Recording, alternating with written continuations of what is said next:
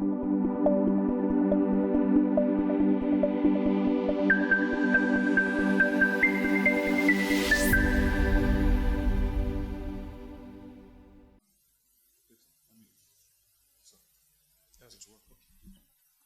now, thank you very much. I will be talking about steroid-induced Cushing's, and this presentation, I'm doing it on the background that I know everybody here knows what Cushing syndrome and Cushing's disease is. But basically, I mean, it's to refreshing our minds that Cushing's syndrome has been known to medical practice for more than since 1912, more than 100 years, and it refers to signs and symptoms of excessive free plasma glucocorticoids. The most common form of hypercortisolism, and it's unique because it leads to symptoms of both hypercortisolism and would result to suppression of the hypothalamo-pituitary adrenal axis. Again, we always want to remind ourselves that Cushing's syndrome is the clinical manifestation of the excess cortisol, glucocorticoid, and the disease is a form of excess cortisol production that is usually due to the adenoma from the pituitary, while steroid-induced Cushing's is the major cause of exogenous cause of hypercortisolism, and the incidence is about up to 2 per 1 million population per year, and the exogenous cause, like I've mentioned, is usually from iatrogenic causes, and the risk factors for exogenous Cushing syndrome include things like the dose of the steroids, the potency, the long duration of administration, usually more than 3 to 6 months, age, especially extreme of ages, and routes of administration.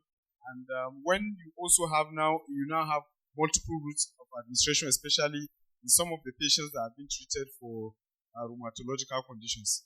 So basically, for this presentation, we'll be concentrating on the exogenous Cushing's. And like I said earlier, the exogenous Cushing's mainly is due to iatrogenic causes, either from inhaled, oral, injected, or topical formulations. Factitious causes may also occur, but we will not be discussing the other part of the slide, which are endogenous causes.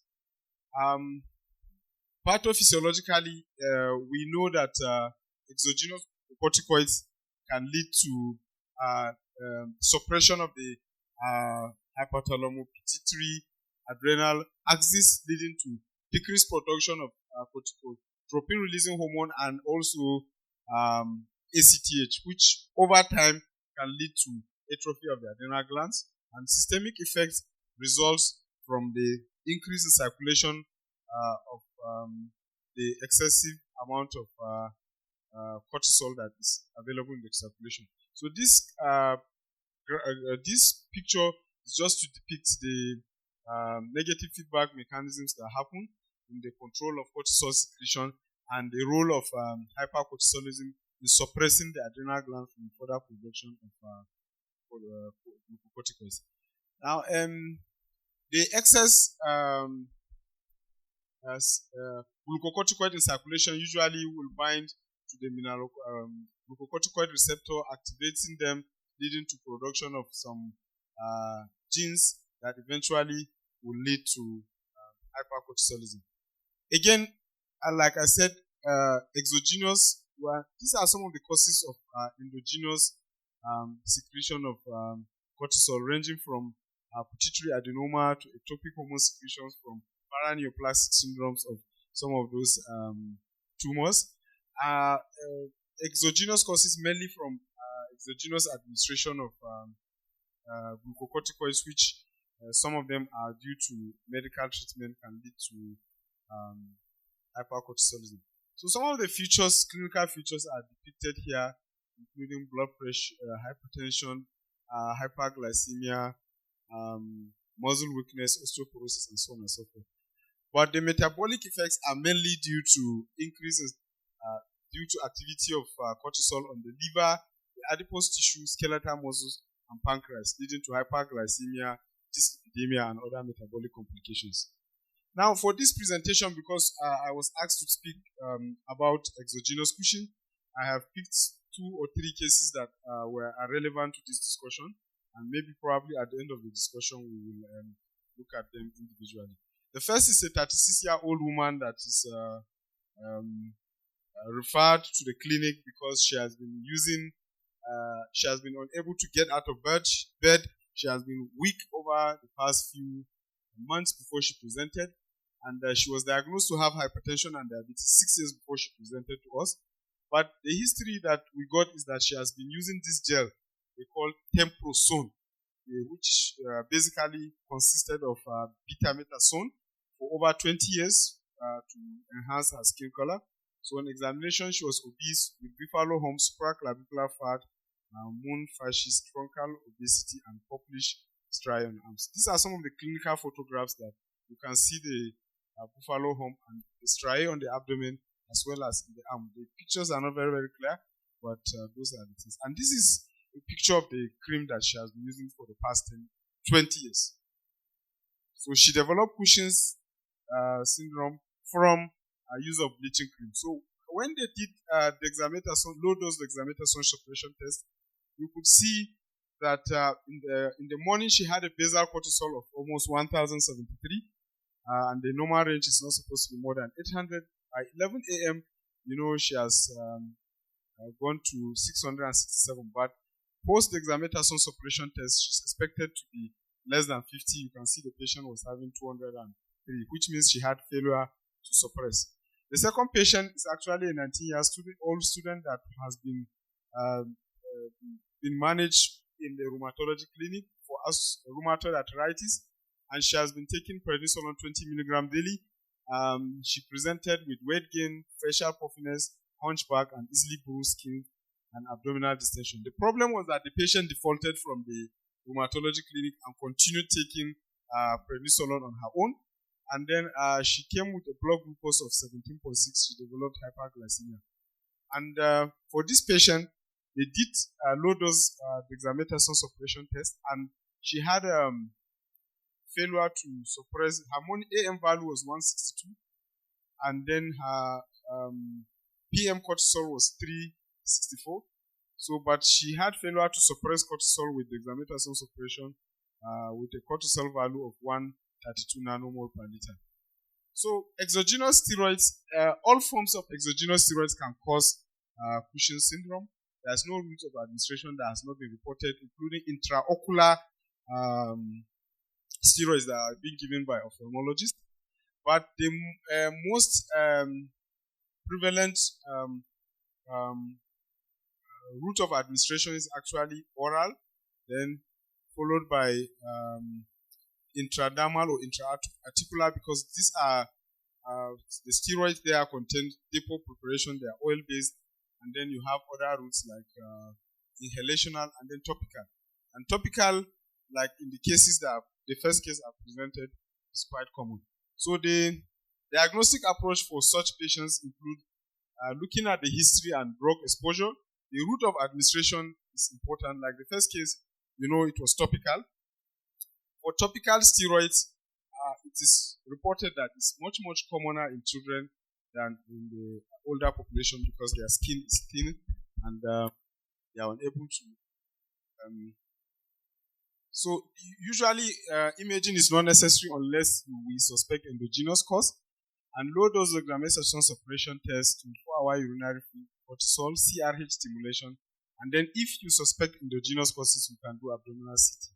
But as we are doing the test, we should remember that these other factors that are described as pseudo-Cushing's can mask our test. So basically, in terms of treatment, what we need to do is to evaluate if the patient truly has steroid-induced Cushing's, and the treatment should focus on withdrawal of the steroids slowly over time, and then to assess the adrenal axis over time. So gradual withdrawal over 4 to 6 weeks is advocated, and while tempering, we should remember to check the cortisol regularly.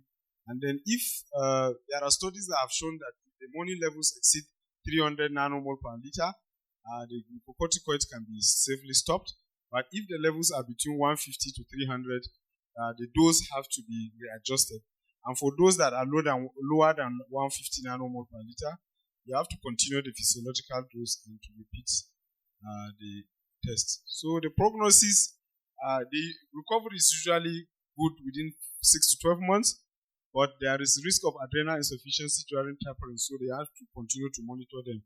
And long-term cardiovascular risk and metabolic risk persist because in untreated hypercortisolism, mortality is up to 50% over a 5-year period. So just to conclude that steroid-induced Cushing is the most common endogenous form of Cushing syndrome, and the management involves tapering the steroids and treating complications and provide patient education. So these are some of the references.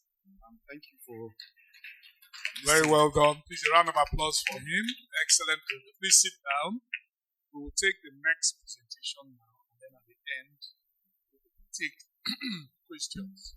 So we have Dr. Joe coming up, and her topic, like I did mention, is managing hot flushes in menopause. Okay, good afternoon, everyone. So in the next 10 minutes thereabouts, I'll be running us through the management of hot flushes in menopause. This thing is not responding. Okay, so I'll be running us through the management of hot flushes in the menopause, and I'll be using the outline that is shown. So by a way of introduction, and I believe we all know this, menopause is the permanent cessation of menstruation, and it is due to the loss of the activity, the function of the ovarian follicles. It is typically diagnosed after 12 years of amenorrhea, and that is to tell us that it is kind of a retrospective diagnosis. It usually occurs naturally, but may follow surgery, chemotherapy, or pelvic irradiation. And there are hormonal changes and clinical symptoms that occur in menopause, and these symptoms occur over a period. A period that leads to the actual definition of menopause, and this period is termed climacteric perimenopause or menopausal transition, and these can actually predate the diagnosis by years. So globally, the average age of menopause is 51 years, and this is not different from what obtains in Nigeria. As we can see on the slide, Olede and Obajimi put the average age at 49.1 years, and Eziome also put it at 48.4 years. Okay, so the ovaries, as we all know, are limited in number, and they reach a maximum by 20 weeks in utero, but after that there is a gradual decline, and by menopause, the ovarian follicles are completely depleted, and as such there is a reduction in the level of estrogen and progesterone, and these would lead to the elevation of follicle stimulating hormone and luteinizing hormone as a result of the loss of negative feedback mechanism of estrogen on the pituitary gland. So how do hot flushes come by? Once there is a withdrawal of estrogen, there is a disruption of the thermoregulatory centers in the hypothalamus. There can also be narrowing of the thermoneutral zone, which leads to exaggerated heat loss responses. It's also been shown that there is increased norepinephrine and serotonin dysregulation in the central nervous system, and these will contribute to vasomotor instability. Menopause is characterized by many symptoms like menstrual disturbances, vasomotor symptoms, which is actually the focus of this presentation. So vasomotor symptoms can occur in up to 75% of patients, and these are characterized by hot flushes or flashes, night sweat, and hot flushes, is a hallmark of menopause, and as I said earlier, is driven by estrogen withdrawal and thermoregulatory dysfunction. So it affects up to 75% of patients, and it can actually impact negatively on the quality of life, especially if it disturbs the sleep pattern of the patient. And these hot flushes describe a feeling of warmth or heat, which usually arises from the umbilicus and then ascends to the chest and the head. And these can be followed by night sweat as well. So they are unpredictable in onset and sometimes occur over many years, and usually last a few minutes. The frequency can range from hourly to every few days.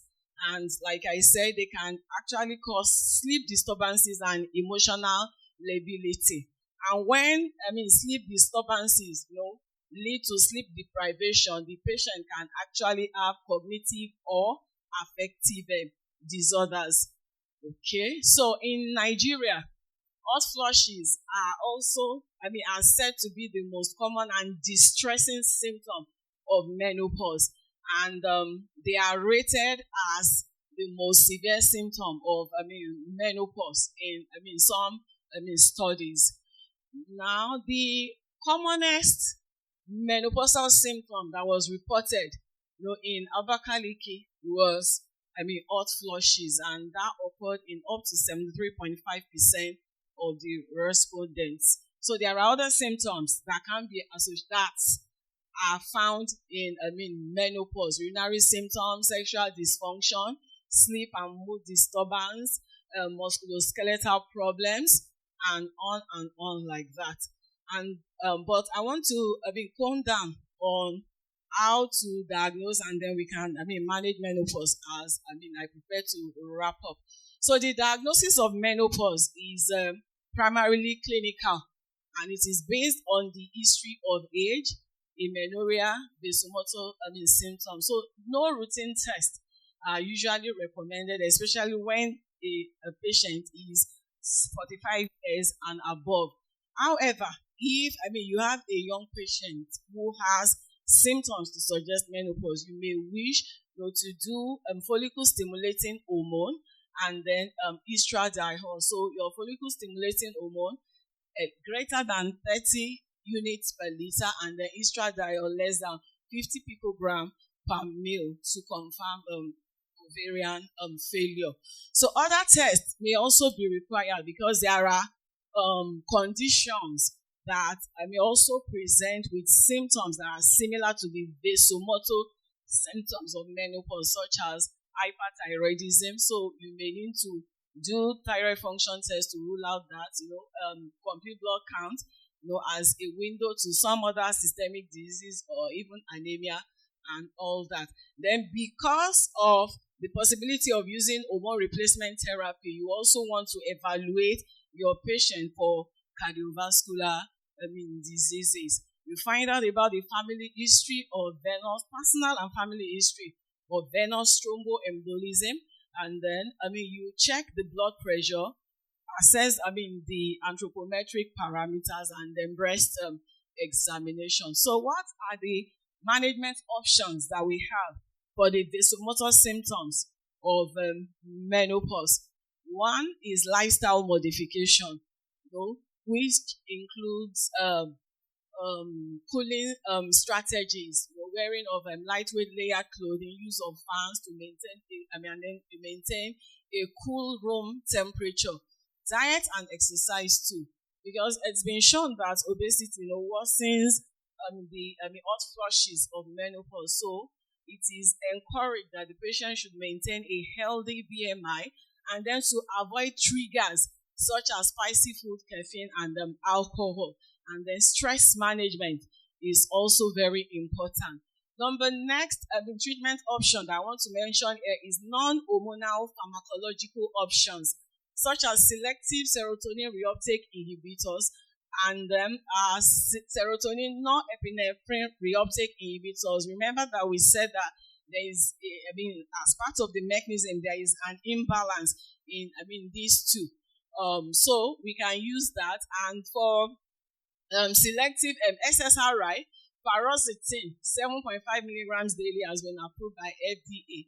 And also, the SNRI that has been approved is there. And these are known to be effective, and they reduce the frequency of hot flushes.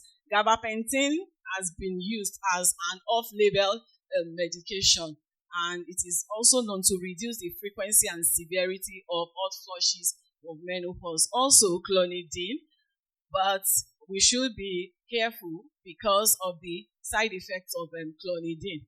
Also oxybutynin as an off-label medication. Next is hormone replacement therapy, and this is the most effective treatment for vasomotor symptoms of menopause, and the Endocrine Society recommends the use of hormone replacement therapy in menopausal women who are younger than 60 years or who are less than 10 years post menopausal, that is 10 years from last menstrual period. And the indications and contraindications to hormone absolute and relative contraindications to hormone replacement therapy must be put in mind. So we have different combinations. We can have estrogen only for those without uterus, or combined estrogen progesterone preparation for those who still have intact uterus. Okay? All right. Then the dosing are as shown. Then we have novel therapies, selective neurokinin 3 receptor. It's been shown to be effective also in the treatment of vasomotor symptom of menopause. And the example, fezolinetant, has been 0.5 milligrams daily, has been approved by FDA. There are other complementary and alternative therapies that have been that have also been identified may be of use. But as I round up, what I want to say is this. We have to rule out differential diagnosis because of the conditions that would mimic the vasomotor symptoms of menopause. They are quite common and can be a debilitating symptom that is driven by estrogen withdrawal and thermoregulatory dysfunction in women. And the management requires a tailored approach. Lifestyle modification usually as first line, non-hormonal options for mild symptoms, and then hormone replacement therapy for severe cases where there are no contraindications. In Nigeria, addressing cultural barriers and ensuring affordable, accessible options are critical for effective care, and both we, the clinicians, and patients, must be educated such that an outcome of our patients can be improved. Thank you very much. These are my references. Very welcome. Please, a round of applause for her. You overshot your time, so there will be some penalties. Okay, so we've listened to both presenters. We would like COC. All right, so we're going to leave room for question and answers, but before then, my co-chair will just give 1 or 2 lines to summary of the presentation. Good afternoon, everybody. Thanks for the opportunity. So our first topic was on steroid-induced Cushing's syndrome. The speaker gave us an overview of Cushing's syndrome. He talked about the exogenous causes of Cushing's syndrome and also gave us 2 case scenarios. The first was on Cushing's syndrome caused by betamethasone cream for cosmetic uses, and the second was on Cushing's syndrome due to rheumatologic case that was placed on steroid medication. He also talked about the medications and reminded us to be mindful of pseudo-Cushing's while investigating our patients. The second case was on managing hot flushes in menopause by Dr. Ojo. She described menopause as the permanent cessation of menstruation and stated that it is a retrospective diagnosis after 12 months of amenorrhea. Hot flushes is mainly due to withdrawal of estrogen from the target organs, and it is quite distressing in women. For the diagnosis, she said that diagnosis is mainly clinical based on the age of the patient and the clinical presentation or history. Then we need to have a high index of suspicion, and then to confirm our suspicion with a biochemical test. The management is mainly lifestyle and hormone replacement therapy. Thank you. Please, a round of applause for her. So we'll just take a few questions, one or two, for either presenter. No questions? Okay, we have a hand up. We have a hand up there. Please, the question should be specific to the particular presenter and brief. All right, thanks. My question is for the first presenter. In managing the patient with steroid-induced Cushing's, he said we could taper off the dose and give a cutoff of 300 nanomole per liter while we are monitoring cortisol. So I wanted to know, in patients that have steroid-induced Cushing's due to topical therapy like the cream in the first patient, how do we taper off the dose? Okay, thank you. Any other one? Not to let him answer. Okay, if there is none, I will ask a question to the second presenter, Dr. Joe. Excellent presentation. I noticed that in your management approach, you didn't mention counseling the husband for those that are married. The reason is because when you have a wife that is going through the menopausal period, I'm talking from experience. My wife is 48, so when they are going through that period, you wake up and see a different person. They have a lot of insecurities. They get angry easily. They need a lot of attention. And when we were younger, I've been married for 24 years. And when we were younger, I was always hot and she was always cold. Now, I am always cold. The woman is hot. So, I'm saying that I'm able to manage this because I'm a doctor. I'm an endocrinologist. But just to whisper and to hear your views, you need to cancel the husbands on time. And if you look at the climacteric period, for most studies show that it starts around age 39, 40. So some of us believe that by the time a woman is 40, irrespective of what she comes with, that the discussion on menopause should start. And Dr. Ramalan, your own question is, a lot of pharmacists use prednisolone as a very powerful painkiller. In fact, I don't know if you guys have experienced it. It's like magic. The patient takes prednisolone. So do you think that there is a need to ensure that drugs like prednisolone and other steroid preparations should be prescription only? Thank you. So Joe, I think you can start now.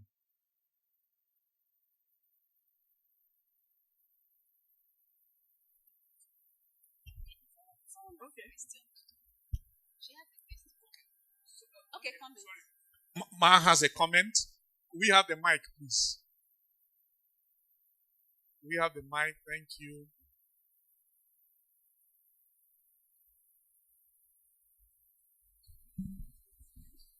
Thank you very much. I wanted to just add my voice to the second speaker's topic and for what Dr. Korubo is saying, because, in this room, many people have experienced menopause, and some people's spouses will experience or have experienced. So in that, because when the hot flushes were coming, it was like, as a woman, you don't understand what's happening to you, because all of a sudden heat overtakes you and you're breaking down in sweat, and everybody else is wondering, sweats and that kind of a thing. So this cooling, so something worked for me. I think that was the time I learned to swim, and swimming cooled me. In fact, my husband said that you're swimming as if your life depends on it. So it cleared the migraines that came with climacteric. It calmed a lot of the other things. So if they can also swim, your patients when they come, and you can recommend that. Sure. It will help them. Thank you very much. These are interesting response. Everybody is now interested in the topic. Aha. So let's take some more. Quickly before we round up. Dr. Fasamade. Sorry, this is also a personal. I had to screen myself for TB. The night sweats. Yes, I see patients in clinic. Emergency. I had to screen myself for TB. It was that scary. I wasn't sure what exactly. Come on, I just wake up at night and you are covered in sweat. And now, NEPA charges. I cannot sleep with AC. Thank you. All right. So again, one last person at the back. Okay. Everybody now has woken up. All the men are now being bold. People are being bold after I've spoken. Brother, it wasn't easy for me. Okay, so mine is partly a question to Dr. Ojo. I want to ask, okay, I will not do a obvious answer because you are an endocrinologist. If you were an MO or another specialist, who will you refer a patient with menopause to? The reason is because the gynecologists are the first point of actually most guidelines, apart from ACE, that didn't specify. But we need to be a little more aggressive. Professor Amade always teaches us that we are losing out in our field to many specialties. So what will you think we should do as an endocrinologist to take a little bit of that pie? Because it's really a serious issue, but our people are not aggressive enough. So what is your recommendation to endocrinologists? Menopause. Many endocrinologists are not comfortable. So if you are in a facility where you have both an endocrinologist and a gynecologist, many people are comfortable for the patient to see the gynecologist. So should we continue that trend, or should we be diverting the patient more to our consulting rooms? All right. I think we will take just one more, because if we continue, we'll do dinner here. One more. The speakers will be available after the symposium for you to meet them privately. I'm also available to counsel the men. Thank you for the wonderful presentations. Because we had opportunity of listening to something on the adrenals, I know that a certain percentage of people on exogenous steroids can also come with adrenal suppression. And because it's so difficult to do dynamic tests, especially with synactin, so I just want to know how people have been managing them. Do we just treat, or I just want to have an idea? Thank you. Okay, Ubani, you are using bribery and corruption. It's okay. I can't say no to you, but you're the last person, please. Okay, thank you very much for the opportunity. Okay, I want to add that during the climacteric phase and women should be counseled on contraception. We've seen a lot of women that because of the irregularities of menstrual cycle and ovulation, they can actually take in. And you've seen a woman that the last child is in the university and she's coming with a pregnancy, unplanned pregnancy. So and then there's also, I've seen a lot of patients coming they're sent to me to screen for hyperthyroidism because of this. So some of them, and they have the features, palpitation, they'll have tachycardia, and there's this drug, please, I don't know who made this drug, but they say it's from Pure E, Menofix. A lot of women have been coming to testify. I looked at it. It has some components there are 4 components, I've forgotten the name, and it's really helping a lot of menopausal women. Your Menofix, it has a pink color. I don't know, when they bring us, I don't know about this drug, but I think we should look at it and do a study on it if possible. I don't know. It's made in Ogun State. All right. I looked at it, so please, we should something to look into. Thank you. All right, thank you. So we will let the speakers respond now. Like I said, they remain available after the symposium. Dr. Ojo. All right. Thank you very much for the interest in the management of hot flushes of menopause. And then the first thing I want to say is on the need for counseling. In fact, not just the client should be counseled on, the possible symptoms that can occur, once, the active reproductive years of, the woman is declining. And like has been pointed out, that transition period actually predates, the time that the actual diagnosis of menopause is made. But it can be as long as 5 to 7 years, before menopause is reached. So the woman should be counseled, maybe from age 40. Okay, these are the possible things that you can experience. At least that will help to allay fears and anxiety in the client. And so also, the husband should be counseled so that both of them will learn, coping mechanisms that they can adopt, and then the social support that the woman requires, to sail through that period is very important. In some of the studies that were projected there, women had different coping strategies. Some resulted to, doing exercises. Some it was prayer exercises and all that. So it is, very, very important. Then I think the majority of the other things are comments, except for Dr. Igwe's question.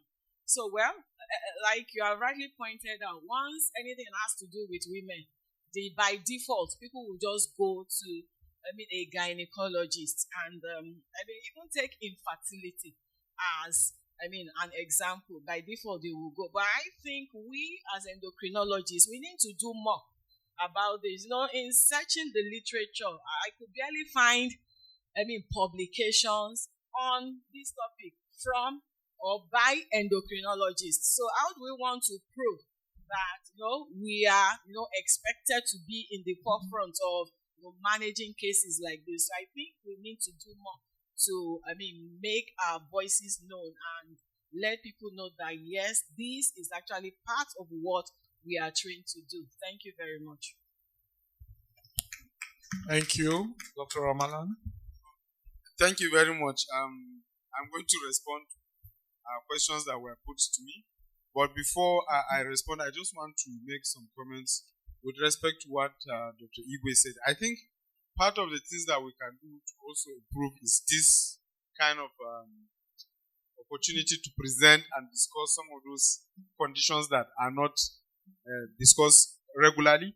And some of our younger colleagues that have interest in writing their dissertations can look into some of these things.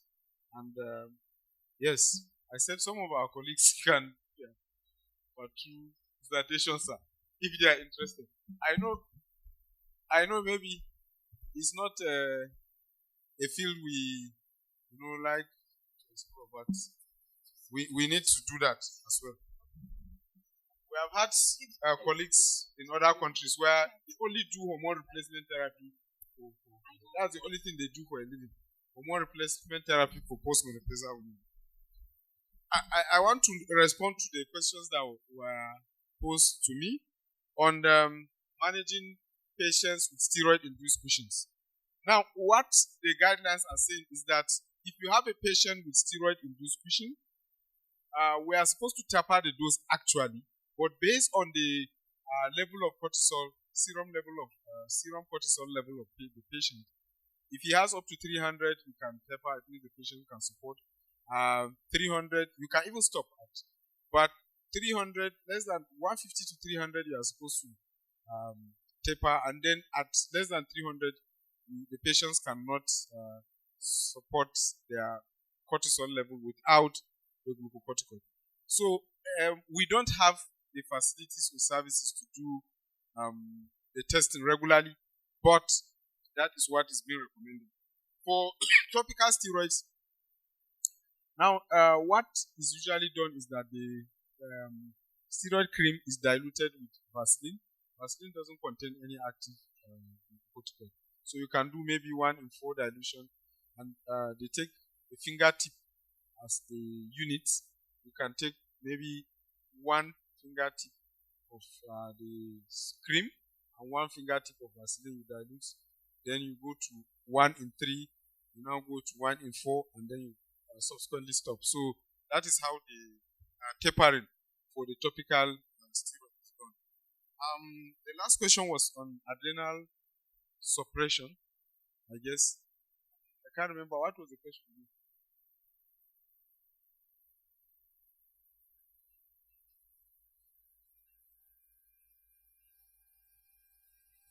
Being on the high side. Thank you. Even the availability of the synaptin is a challenge. That how have we been managing? Because most times we just have to treat based on the results that you have, especially when patients come in stressed and then you wait for a while and the analysis still shows that there is hypocortisolism. But since we are here, we can hear from the experienced teachers. Well, I don't know. To be candid, it's a difficult thing to answer, but at least we are fortunate that we have so many of our teachers around. I will also want to hear from them also, because sometimes these patients, we manage them without these lab results.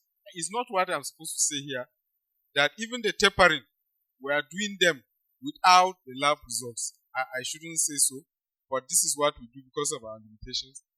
Ideally, those patients should not be managed without labs, but if you look at the patient's symptoms, sometimes again, some of our teachers tell us that the patient has to be alive first. So if you are waiting that you don't have lab results, you do nothing, it's better to manage the patients if they have the symptoms. However, we have so many of our teachers around, and that's why, this kind of events is an opportunity to actually interact with some of them. Sorry. Well done. Please, a round of applause for the speakers. Like I said, they remain available for us. And Dr. Bani, I checked that drug, Pure Eve Menofix, basically contains multivitamins. There's B6 there, and then vitamin D, there's zinc, and a few things. So, give or take is actually placebo. It's placebo. It's the same thing like a man just petting your wife and giving her more money. More money. It worked for me. All right. So thank you for the opportunity. A round of applause for the panel. Thank you.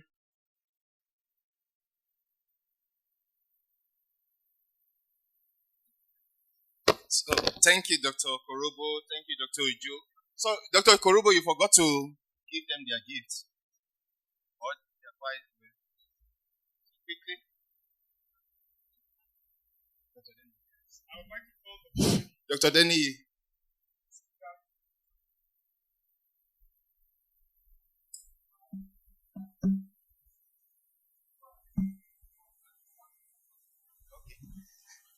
All right. Okay. Dr. Ojo, I present to you this plaque in appreciation of your role as faculty speaker at the 46th Annual General Meeting and Scientific Conference, EMSON Lagos 2025. Congratulations.